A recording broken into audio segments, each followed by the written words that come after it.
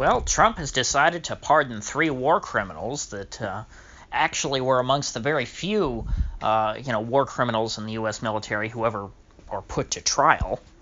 Typically, the military likes to cover up most of their war crimes because they're, usually so egregious and common. However, in this, there are always a few cases where they decide to make an example out of somebody so that, they can kind of go back later and say, see, we prosecute war crimes, so we're all around pretty good. These guys are the exception, not the rule. And that's kind of how they play it. Now, Trump, he wanted to make the troops feel like they don't have to worry about doing their job. As long as they're doing what they need to be doing out there, killing those damn brown people, hey, that's what their job is, and they shouldn't have to, worry about these silly rules of engagement and all this stuff. It's so restricting. And hey, if you kill a few civilians for every one terrorist you get, well, that's good enough for me. That's kind of Trump's standard here. And so let's go over the specific cases of the guys he pardoned. Well, the first guy is already convicted. He's in prison of ordering his troops to murder civilians. So that's the first guy. Not really a great thing that you want to be proud of. Hey, I served my country. I ordered my subordinates to go kill, innocent civilians.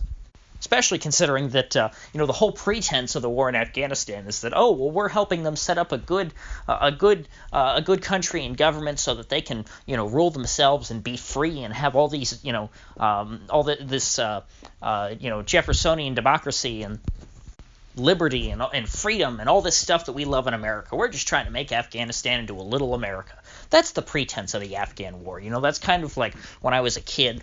In the early years of this, that's kind of how it was portrayed, and that's how you thought of it, as an uninformed person. And so killing these people that you're supposed to be there to protect and defend and help is, not a good look. But Trump obviously doesn't think there's anything wrong with that. He understands that the guy's job over there is to kill people. He did that. That's his job, and so he's off the hook. So he pardoned him. He's not going to get his job back in the military, but at least he'll get to go home to his family and brag about how many civilians he killed. Now, the next guy pardoned was a Navy SEAL. Everyone loves Navy SEALs. They're great. Oh my gosh, they're tremendous heroes. We love these Navy SEAls. Well, this particular Navy SEAL, posed with a corpse, holding it up like a like he had just shot a deer. Or some other kind of, trophy animal. Let's say an elephant even. That'd be a little, that's controversial.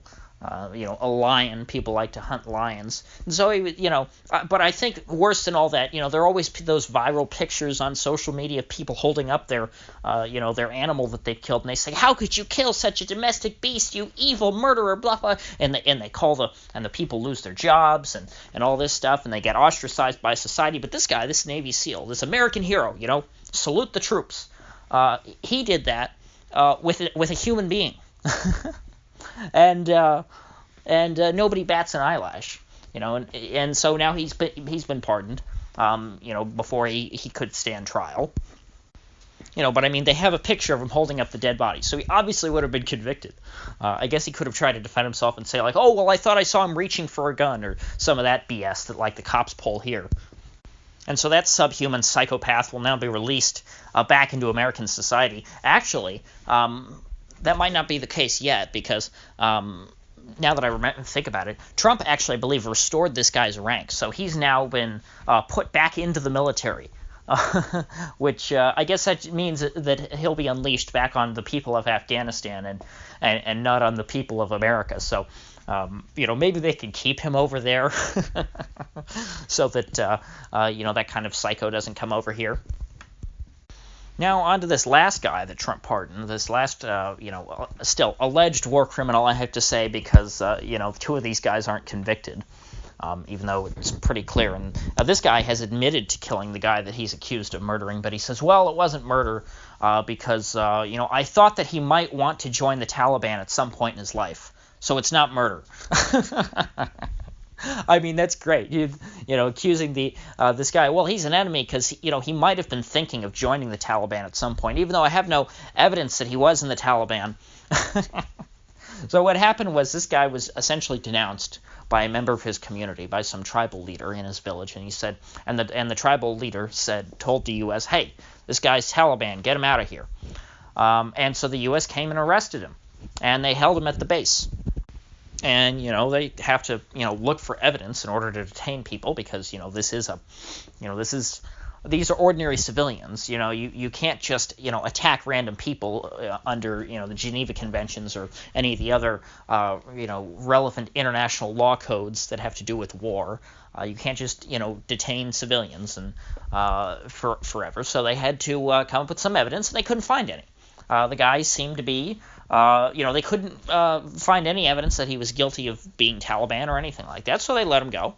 And as soon as he walked out the base, this one soldier decided to go and kill him, because he said, well, he was leaving the base, so he's probably on his way back to the Taliban. No evidence, by the way.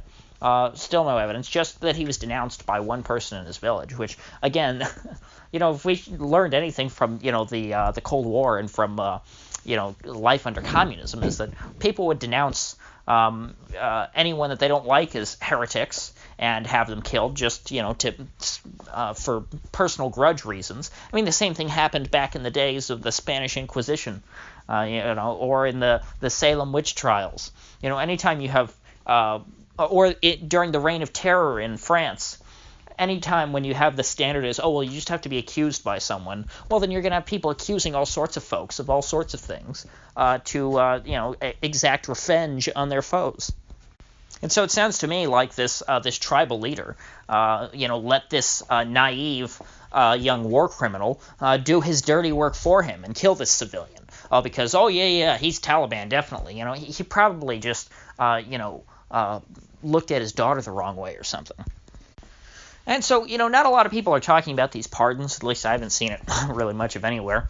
But the Pentagon reportedly is not too happy about this because, even the Pentagon understands that, hey, what these guys did, they didn't look bad. It didn't look good, and we don't want to be endorsing that kind of behavior. We want to show that we're tough on war crimes, so that people don't think that, we are a bunch of war criminals, which is what the Pentagon really is. Because there have been war crimes ordered from the top, numerous times. And, but the Pentagon, in order to maintain their credibility, they have to find a few of these guys and make examples of them. A few guys who have done really bad things over there and say, see, here we are. We're punishing even this guy who killed one person. All he did was kill one person. That's just a drop in the bucket in the amount of civilians that die in Afghanistan every year. But we're going to make an example of this guy to show that we have a zero-tolerance policy for war crimes. It's all public relations. But it is funny that even the Pentagon thinks that Trump is being too soft on these guys. But in a way, though, like Assad said a couple weeks ago, Trump is not any worse than someone like George W. Bush. He's just more honest. Because George W. Bush would say, oh, no, we have no tolerance for war crimes. And George W. Bush would be just fine with, making an example out of these guys in order to cover up, the other war crimes, much worse war crimes that the U.S. military has committed. But Trump's like, what do you mean? These guys, so what? We're over there to kill people. Yeah, they killed civilians. So what? So Trump is by pardoning these guys is really making the military look bad, I think, and exposing them, which is probably the reason why this isn't being reported too widely. You've got all your bootlickers in the mainstream media. They don't really like to report things that make the military look bad. They used to do it a little bit when Bush was president because they could always tie that back to Bush. They could always take every civilian death and say, oh, blood on Bush. Abu Ghraib, they go, oh, look at these guys following Bush's orders in Bush's war. Bush is so terrible. Now that Bush is gone, and Obama continued the wars. So all the wars that Obama continued or started in the case of Yemen and Libya, they have to defend because, well, Obama did it, so it can't be that bad.